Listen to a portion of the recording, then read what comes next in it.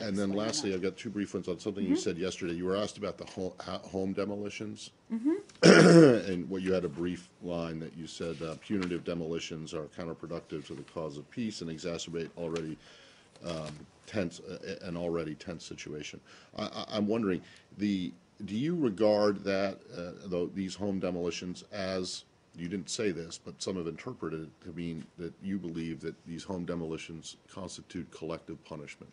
I didn't convey that. I think they're one of the factors that contribute to tension. So there are some in Israel who read that, who took what you said yesterday and said flat out that you had condemned what collective punishment, and that you condemned the housing demolitions as collective punishment. That is incorrect. I said, as you just quoted, they were counterproductive. All right. Meanwhile, hold on. I just because I want to ask now about Egypt and home demolitions, because yesterday or earlier this week there were the Egyptian government demolished several hundred homes in the Sinai. Do you take the same view of those home demolitions as you do of the Israeli demolitions? Well, as I often like to say, every situation is different, Matt. And as you know, there have been some serious security challenges in the Sinai.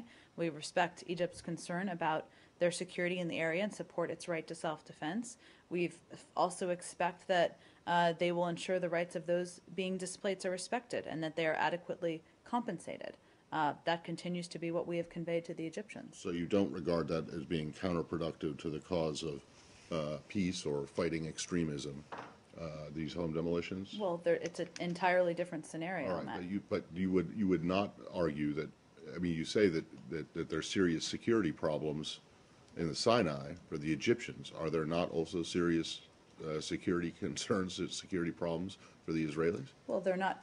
Egypt is not predetermining what borders would be by taking these steps. It's a different scenario.